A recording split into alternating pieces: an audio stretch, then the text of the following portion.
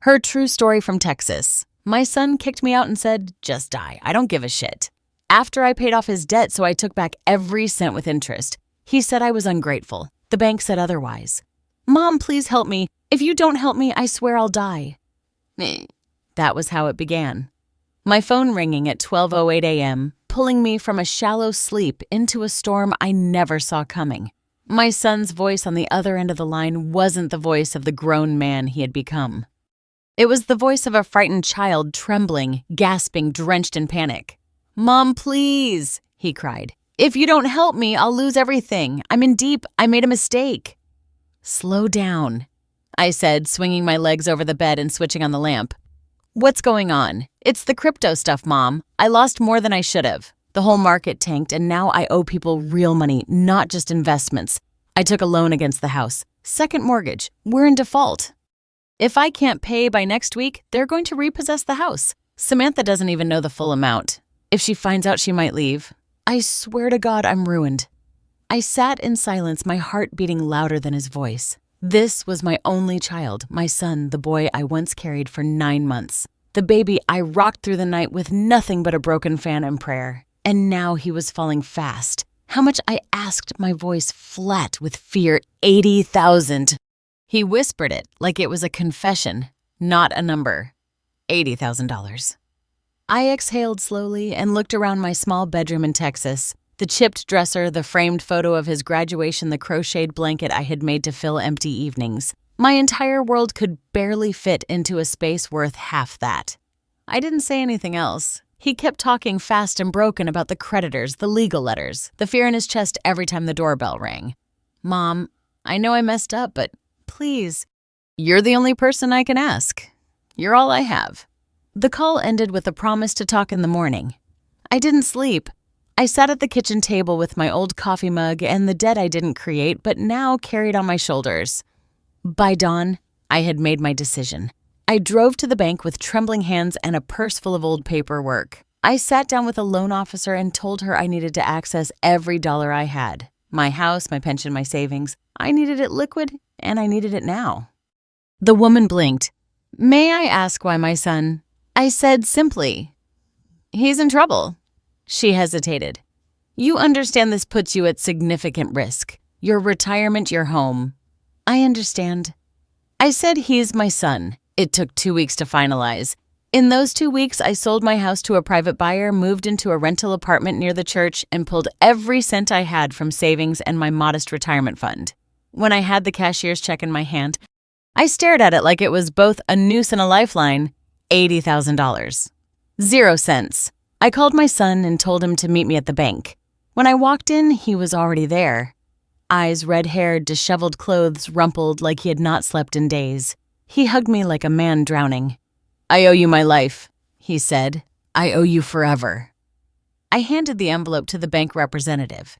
They processed the payment and closed the file. His debt was gone. His house was safe. "You'll stay with us, right?" he said as we walked to the car. "It's only fair. I mean, you've done everything." I nodded, tired but relieved. Maybe this was the turning point. Maybe this was when love would finally be met with gratitude.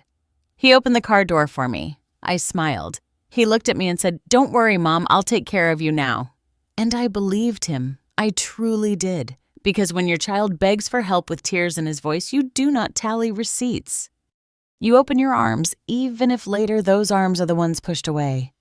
6 months. That is how long it took for love to rot into silence and for silence to harden into resentment. After I paid off his debt, my son insisted I move in with them. "It'll save you money," he said. "You're a retired mom. No need to be alone in that tiny apartment." Samantha nodded along, even offered to redecorate the guest room. I was hesitant at first. I valued my independence, my slow mornings, my porch garden, my space. But a part of me believed this was his way of showing gratitude that maybe finally I would see the man I had raised become the son I had waited for. The first month was pleasant enough. I baked bread on Sundays, picked up the grandkids from school, helped with laundry when Samantha had meetings. My son kissed me on the cheek before heading to work, and the kids loved having me around. But by the 3rd month, the smiles faded. Samantha began sighing louder whenever I entered a room. The grandkids were told not to bother Grandma when she's tired. My son stayed later at work, and when he did come home, he barely spoke to me. It started with small things. My tea kettle disappeared from the kitchen. My soap in the bathroom was replaced with hers. One evening, I overheard Samantha on the phone. "It's like living with a shadow. She's just always there." I said nothing. I always said nothing until that one night at dinner. It was lasagna. I remember it because I made it from scratch. His favorite, the one I used to make every birthday from when he was 8 to 21. I served it warm the way he liked, and we sat down together. Samantha picked at her plate. The children were quiet. My son stared at his phone. Then, without even looking at me, Samantha said, "This house feels a little cramped lately. Maybe it's time we talk about some long-term arrangements. If Mom could find another place, even temporarily, I think it would really help everyone breathe a little." I froze. The words weren't shouted. They weren't cruel in tone, but they hit like a slap with a velvet glove. My fork paused midair. My son said nothing midair. My son said nothing. I looked at him, my boy, my only child, and waited. Just one word, one shake of the head, one simple, "That's not fair." But he said nothing. He just kept scrolling. I swallowed hard, set down my fork, and gave a little smile. "Well," I said, "I suppose I can look into options." Nobody answered. Samantha smiled satisfied. The kids kept eating. I slept light that night. And the next, I started packing some things quietly just in case. A week later, I returned home from the grocery store to find the front door locked and my key no longer worked. At first, I thought it was a mistake. I rang the bell, knocked, waited, then texted my son. "Hey, the lock's changed. Can someone let me in?" No response. I called. Voicemail. Finally. I sat on the porch until I heard the car pull up. He got out, looked surprised to see me. "Mom," he said, "what are you doing here?" "I live here," I said, or I thought I did. He didn't meet my eyes. Samantha stepped out behind him, crossed her arms. "We had to change the locks. She said it was a safety thing. The kids, I cut her off. You didn't even tell me." My son stepped between us. "Look," he said, "I think it's better this way. You need your own space. It's not working. We're all stressed. You being here, it's too much." Blinked, stunned. "Too much. I paid your debt. I sold my house. I gave you everything I had." His face twisted. "Yeah, well, nobody asked you to. You did that on your own. Now you expect us to babysit you forever." My voice trembled. "I didn't expect anything," he snapped. "You've lived off me for years, Mom. You've always made me feel like I owed you something. I'm tired of it. I'm tired of carrying you. You're like a leech just sucking the life out of everything. Why don't you do us all a favor and disappear?" I stood there on the porch. I helped save staring at a boy I no longer recognized. "Go," he said. "Just go. I'm done." He turned and walked inside. Samantha didn't say anything. She closed the door behind him, and just like that, I was outside, locked out of the house I had helped preserve. Out in the street with 2 grocery bags and nowhere to go. I sat on the bench across the street, the lasagna pan still in one of my bags, and I laughed. Quiet. Bitter laughter, the kind you laugh when you realize the joke has been on you for decades. Then I stood, straightened my coat, called a cab, and whispered to myself, "All right, Ruth, time to remember who owns what." I left that night with 2 bags, a bruised heart, and a mind sharper than it had been in years. They thought they had broken me. What they did not know, what they never once bothered to ask, was that I had not signed away $80,000 without reading the fine print. I took a cab to a small, quiet street near the old church I used to attend. There was a narrow building there, a retired priest's house turned into modest rental units. 1 bedroom, no view, but clean and cheap. The landlord, a kind widow named Eileen, took one look at me and said, "You've been through something, haven't you?" I nodded. That was all we ever spoke of it. I unpacked slowly over the next few days, folded my clothes into drawers that did not belong to me. Arranged old pictures on a windowsill that faced a brick wall. Each night I made myself tea and stared at the ceiling, not crying, not bitter, just remembering.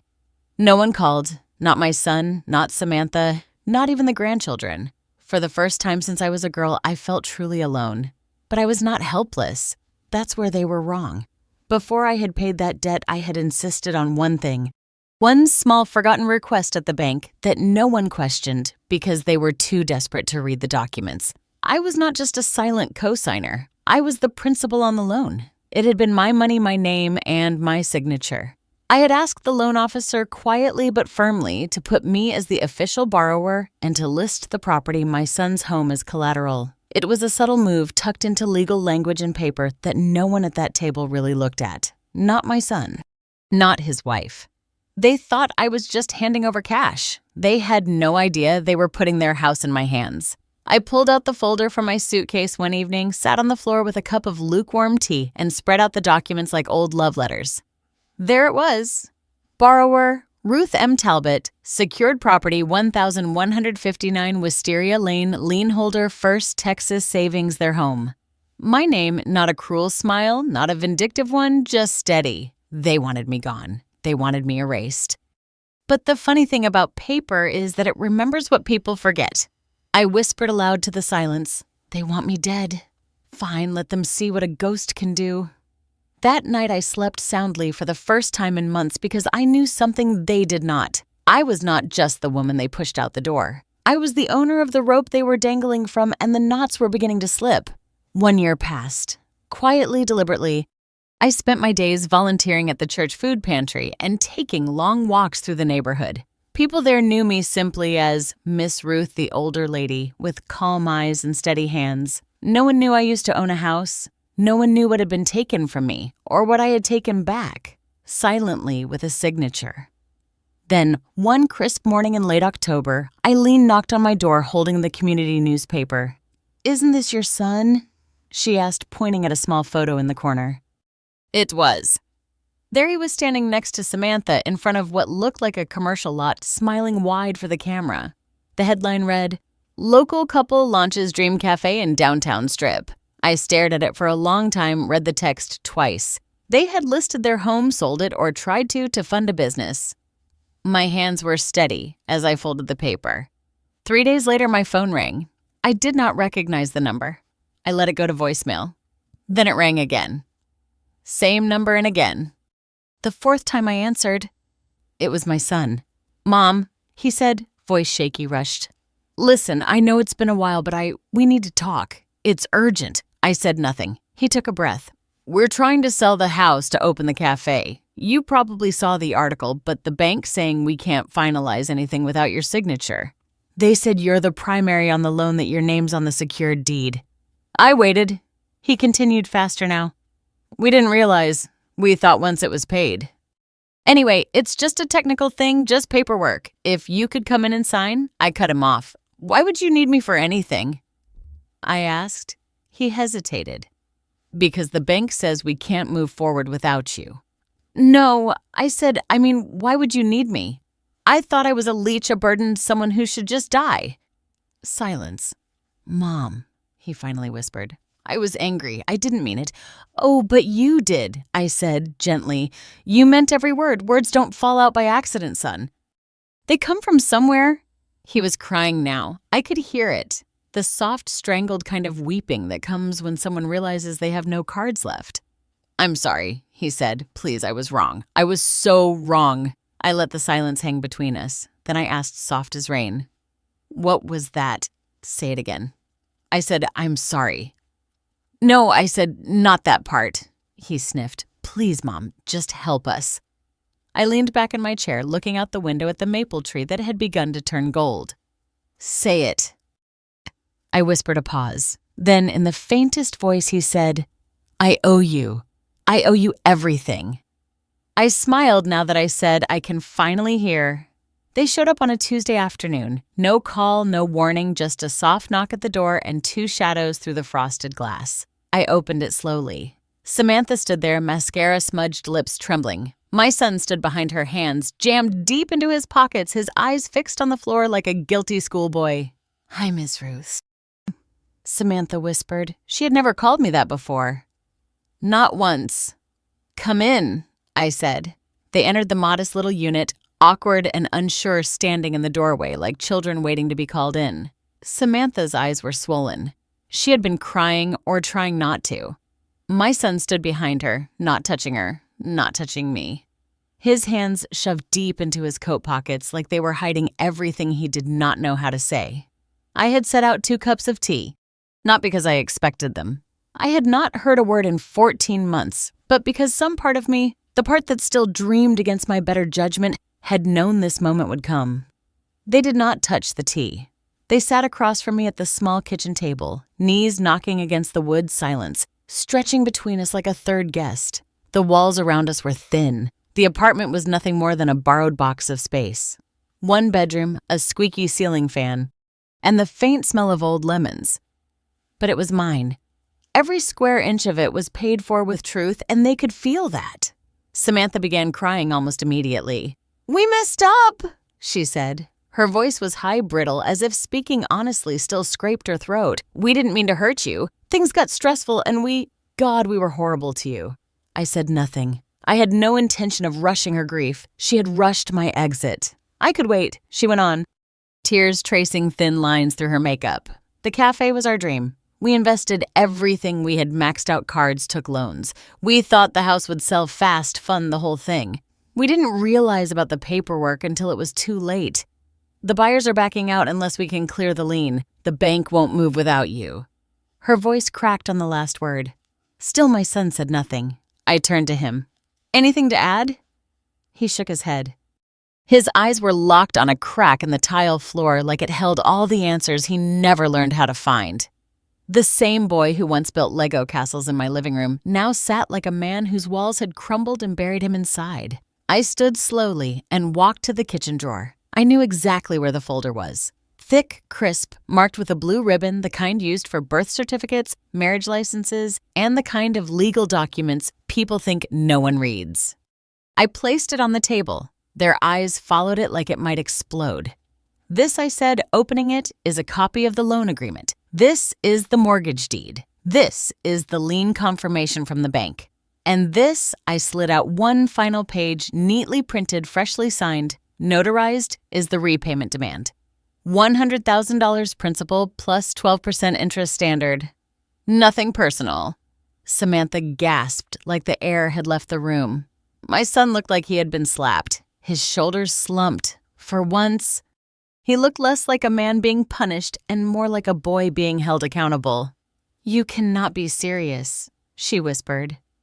"I am," I said calmly. "You borrowed from me. You locked me out of the house I helped you save. You pretended I never existed. Now, if you want your house free and clear, you will pay what you owe." "But we don't have that kind of money," Samantha said, her voice rising. "We've spent everything. We've already put down payment on equipment furniture. Our entire future is tied to that house." I nodded slowly, folding my hands. "Then I will sell the house." She blinked at me, stunned. "But it's our home." "No," I said, my voice even. "It was never yours. It was my loan, my security, my name. You gambled with something you never owned, and now the dealer is at the table asking to be paid." My son opened his mouth, but no words came. He looked at me, really looked at me for the first time in a long while. And in that moment, I saw the flicker of someone who finally understood the cost of casual cruelty. He had not just betrayed me, he had disrespected the very soil he had been planted in. They sat in stunned silence. I lifted the cup of tea, which had long gone cold, and took a slow sip. It was bitter, but not unbearable. And in that silence, I let them sit. I let them feel what it was like to be on the other side of a closed door. To realize the welcome mat had been pulled back not out of spite, but because it had been stepped on one too many times. I said nothing more because some things don't need to be said twice. They are paid in full, just like the house, just like the lesson with interest. That night, after they left in silence, I sat alone at my small kitchen table and opened the photo box I kept tucked away beneath the bed. I had not looked through it in years. Dust clung to the edges, but the memories inside were sharp as ever. There he was, my boy at age 10, front teeth missing, grinning with his arms wrapped around my waist at the county fair. There he was at his high school graduation, a wrinkled gown, 2 big shoes, and pride in his eyes as he searched for me in the crowd. And there was the photo I always kept near the front. He was 26. I had just passed my driving test at age 60. After months of practicing in the church parking lot with an instructor who smelled of peppermint and wore a cowboy hat, I remember feeling so embarrassed to be learning so late, so out of place.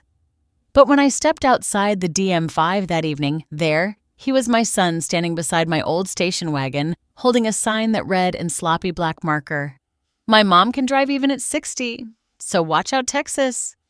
I had laughed so hard I cried. He had brought flowers, a cupcake, a card that said, "You always said I could do anything. Now I get to say it back." I traced my fingers along the edges of the photo. Now the ink faded, but the warmth still alive. I did not hate my son. I hated what ingratitude had done to him. I hated the small creeping entitlement that had eaten away at the boy who once made handmade birthday cards and stayed up all night to help me clean motel rooms when we were behind on rent. He had not been raised to be cruel. He had not been taught that money was more important than people. I taught him to shake hands with strangers, to tip waiters well, to say please and thank you like a prayer. I taught him how to make soup from scratch, how to fix a button, how to apologize without excuses. But life has its own curriculum, and sometimes the lessons we teach are overridden by what the world rewards. That was the part that hurt the most. Still, I chose not to let bitterness rot my bones. Instead, I gave my time to the church pantry. Every Wednesday morning, I stood in that tiny back room of the church, sorting cans, folding clothes, handing out hot meals. I learned the names of the people most folks cross the street to avoid. Dolores, who slept under the bridge and carried her Bible in a Ziploc bag. Kenny, who lost his job and wife in the same month, but still told jokes like they were life preservers. I washed dishes, mopped floors, patched up old jackets, and never once told them where I came from. Not because I was ashamed, but because my story was not special there. We were all people who had been discarded, who had been told in one way or another that we no longer served a purpose, that we were too old, too poor, too broken. But I had learned something in that tiny room filled with steam and kindness. The most forgotten among us often carry the clearest vision of what matters. We know how to hold silence. We know how to spot a lie by how it stands. We know that dignity is not a thing you are given. It is something you guard quietly, fiercely, and without apology. I folded the photos back into their box and placed them beneath the bed again, and I whispered to the night, "You were a good boy once. Maybe that boy is still in there somewhere, but I cannot be the one to dig him out." The day after our quiet meeting, my son called me again. His voice was low, softer than it used to be, the sharpness worn down by fear. "Mom," he said, we cannot come up with the money that fast. Not a H, 100,000, not in 30 days. I listened. We are trying. Samantha has talked to her parents. I called the bank, but it is just not possible right now. I said nothing. Then he asked, "Could you give us more time? Just a little more ever?" I thought about it. Thought about the cold night on the porch, the slammed door, the words he had shouted like stones. But I did not want revenge. I only wanted to teach him the price of what he had said. "I will give you 30 days, I said. Not a minute more. He thanked me again and again, but I heard no joy in his voice, only delay, only dread. 30 days came and went. No payment arrived, no miracle surfaced. So I did what any lender would do. I filed the petition to initiate the property sale. My name was on the deed. My name was on the debt. The law did not blink. It simply processed the courthouse. The judge reviewed the documents, checked the signatures, glanced at the timeline. He looked at me and asked gently, "Are you certain this is what you want, ma'am?" "I am," I said with both hands steady. The order was signed. The process began. 2 weeks later, movers pulled up to the house. Not their movers, the bank's. They had 30 minutes to gather what they could. Everything else was listed for auction. Neighbors peeked from curtains. Samantha cried on the front lawn. My son stood frozen keys in his hand, but nowhere left to open. I did not go that day. Instead, I sat at my desk, printed a single photo, placed it in an envelope, and wrote no message, just their names. The photo showed a foundation being poured on a plot of land outside Amarillo. Fresh cement framing beams, a small sign stuck in the dirt. Future home of R.M. Talbot S. 2025. It was my new house, modest but mine, paid for in full with the proceeds from the sale. I did not send a message. I did not gloat. The photo said enough. This is what a leech can build when left alone long enough to grow her own roots. I am no longer the weak mother they whispered about behind closed doors. I am no longer the woman who stood on a porch with grocery bags in hand, hoping someone would open the door she once paid for. I am the woman who remembers every word, every silence, every dismissal that was meant to shrink me. but I did not rise for revenge. I rose for clarity because I needed to know who I truly was when no one else saw me. And now I do. I am not the villain in their story. I am not the savior either. I am simply the lesson. It was a quiet afternoon when the phone rang again. This time it was my son. His voice was stripped bare. No pride left to hold him up. "Mom," he said, "I understand now. I see what I did. I see what I lost. But it's too late, isn't it?" I paused, listening not just to the words, but to the weight they carried. Then I said gently but firmly, "It's never too late to begin again." "But I don't pay twice for the same lesson." He cried. I let him and I hung up, knowing that for the first time he was finally listening. To life to loss, to the cost of mistaking love for obligation. And maybe, just maybe, he would grow from the ruins. But I was no longer the soil for someone else's roots. I had planted my own. I am no longer the weak mother they whispered about behind closed doors. I am no longer the woman who stood quietly at the edge of family photos, always cropped out by someone else's comfort. No longer the one who made herself smaller just to fit into a space that was never offered freely. I am no longer the woman who stood on a porch with grocery bags in hand hoping someone would open the door she once paid for. No longer the mother who accepted silence in place of apology or who traded her dignity for a moment of borrowed peace. I am the woman who remembers every word, every silence, every dismissal that was meant to shrink me.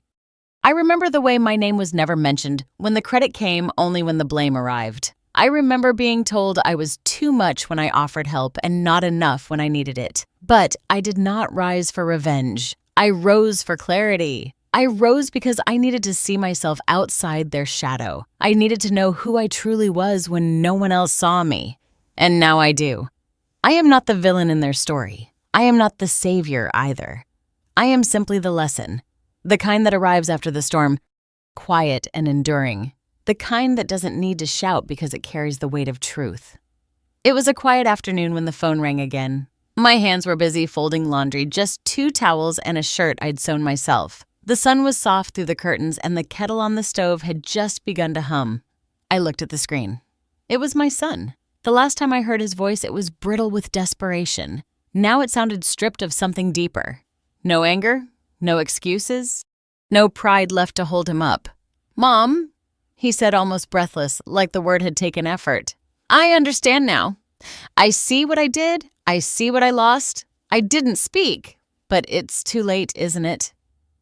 I sat in the silence for a while, not to make him squirm, not to punish, but to let the moment breathe. Because some words deserve stillness after them. Some truths only echo when the world is quiet enough to hear. Then I said gently, but firmly, "It's never too late to begin again." But I don't pay twice for the same lesson. There was a sound, something between a sigh and a sob, he cried, and I let him. Not because I wanted to hear his pain, but because I wanted him to hear it himself, to sit in it, to feel what I had felt when the front door locked behind me and no one came out. When I hung up, I didn't feel righteous. I didn't feel victorious. I felt still like the dust had finally settled on a house that once stood in my heart, but now lived only in memory. Because for the first time, he was finally listening to life to loss, to the cost of mistaking love for obligation and gratitude for weakness. Maybe, just maybe, he would grow from the ruins. But I was no longer the soil for someone else's roots. I had planted my own, and they were taking hold. They were growing quietly, like all true things, do not in the spotlight, not with applause, but in the gentle rhythm of days spent choosing peace over noise. I began to love mornings again.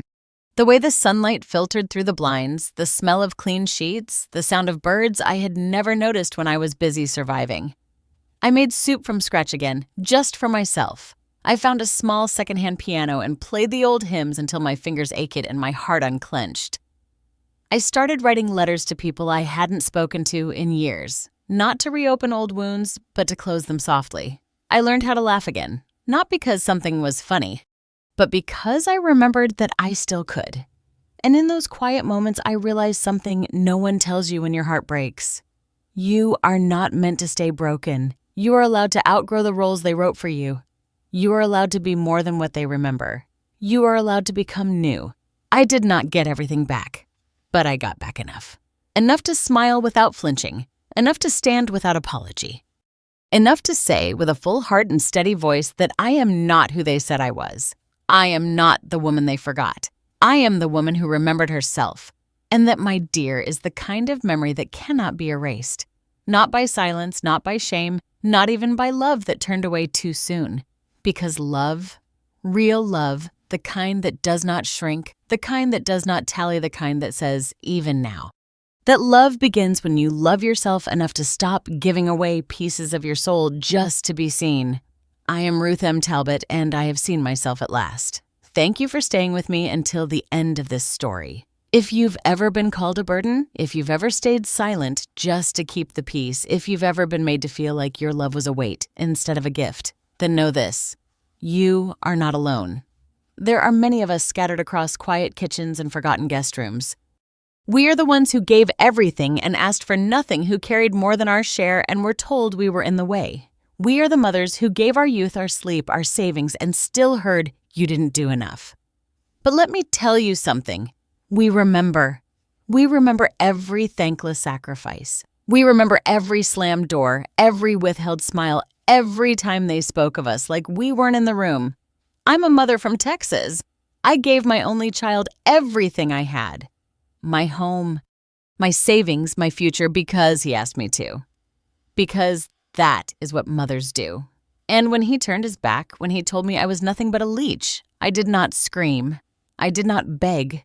I remembered. And then I stood up. Because love is not always gentle. Sometimes it comes in the form of a bank statement. Sometimes it arrives in silence wrapped in legal documents with interest attached. Sometimes love says, I remember what I gave and I remember what it cost. This story is not about revenge.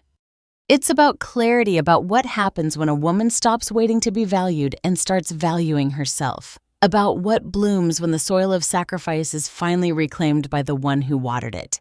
I don't tell my story because I want sympathy. I tell it because I know there are women out there. Good, loyal, strong women who are waiting to be heard. Women who are made to feel invisible. Women whose names are only spoken when someone needs something. And I want you to know your story matters. Even if they laughed at you, even if they left you, even if they called you too old, too much too late, especially then. Because wisdom doesn't shout, it remembers. And when we finally speak not with rage, but with truth, it shakes the very ground beneath the ones who thought we had no voice left. If this story touched something inside you, some quiet ache, some buried memory, then I invite you to stay to keep listening, to know that there is a place where your voice isn't just welcome. It's necessary. Subscribe to. A place where every mother has a voice and every tear has its reason. Here we don't sugarcoat. We don't sanitize, we tell it like it is. Because for too long, it's been told for us. Misunderstood, minimized, mocked. But not anymore. This isn't just storytelling. It's remembering out loud. And sometimes remembering is the strongest kind of justice there is. So to every woman who's been dismissed, disrespected, or discarded, I see you. To every mother who gave her all and was told it still wasn't enough, I hear you. And to every soul who's been told to just get over it, you don't have to. You just have to begin. Begin by knowing that your pain has weight, that your story has shape, that your truth, no matter how quiet, is still yours. Begin by joining us. Because this world may forget what we said, but it will never forget that we finally said it.